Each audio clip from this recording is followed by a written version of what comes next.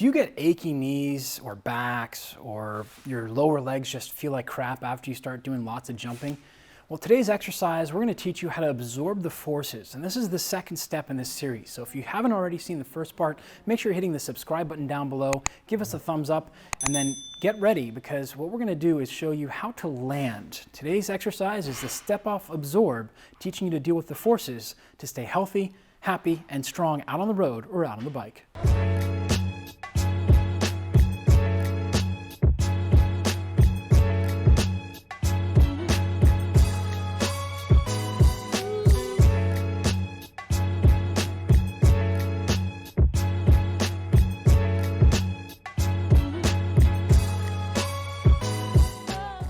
When it comes to being able to actually produce force and power and explosiveness, either out on your run or out on the bike, there's a number of different things that many of us just kind of miss in our assessment of what we're needing.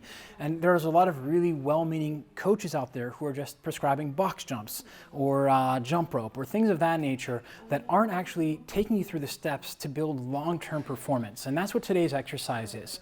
So if you're looking for a short term, you really want to get there quickly, this is not the exercise for you. And in fact, this probably is not the channel for you. So if you did subscribe, hit unsubscribe and find somebody who is about short-term gains. What we're about here at Human Vortex Training is teaching you long-term abilities to stay healthy, happy, and increase performance over time. So as we go through this, we're going to look at the step off absorb. You'll notice this is just a 12-inch box. We don't need anything too high. The reason for this is threefold. I am using this box right now in my own training. For those of you who don't know, I broke my ankle, my fibula last August, and then I had a meniscal tear in March. So this is the appropriate height for me. I don't need any higher, don't need any lower. What we're looking for is when you start, 6 to 8 inches is where you're going to start with. Now this exercise is actually a little bit more challenging. Let's pull it back so you can actually see the landing a little bit. Now, as we go through this exercise, we're going to start with 1 foot off. We want to stay in a nice neutral position. You're going to stay stacked with the midsection nice and braced. Now, as you step off, the first challenging part of this exercise is we want both feet to hit the ground at the exact same time. So that's the first part. I'm going to start with my bad leg, or my repaired leg, I should say, and step off. So I'm listening to having not pat, pat. I want to hear boom, 1 pat, and I'm going to hold that position at the bottom. So when I step off, I'm hitting, and I'm holding this position, making sure to keep a nice stacked spine. I'm not rounding forward. I'm not letting my knees come forward. I'm not landing with hard knees. I'm not absorbing it in through the joint. So we're going to step back up. Now, if you need a higher box, you'll put 2 steps. Really, really important that we're not jumping up. Now, let's look what the other leg will look like. So this is going to be a little bit more challenging for me. Let's take a look and see how it looks today. Not the best. Notice my right foot is a little bit behind, so I'm not producing that neurological firing to come through, and that has to do with the order that we're filming here today. So I didn't do my normal warm-up. This is how that dynamic warm-up can really affect you.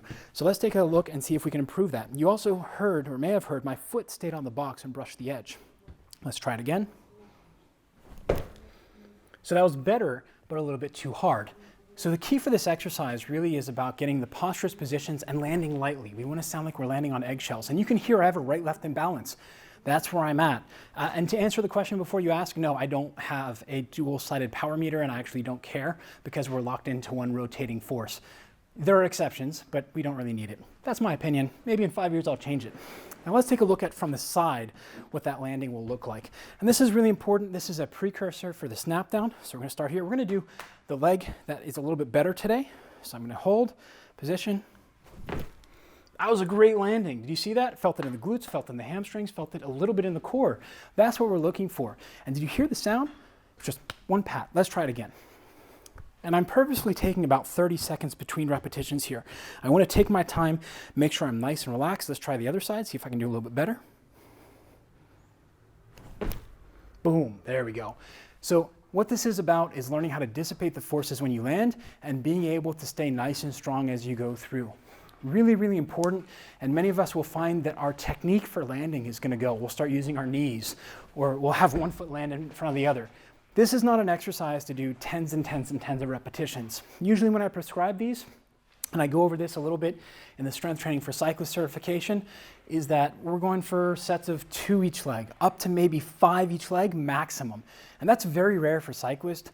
Maybe we'll do that for some of our more advanced strength training triathletes, not necessarily professionals. Now, if you found this video to be useful and helping you understand how dissipating force, holding postures and positions, and listening to what you're doing can help you improve your power performance, prepare the tissues for performance, and overall feel, look, and move better, make sure you hit the subscribe button down below, give us the thumbs up, and head on over to the Human Vortex Training website to get more free content on the blog. Until next time, remember, train smarter, not harder, because it is all about you, your knees, back, and hips being healthy and staying strong on the bike from now until forever.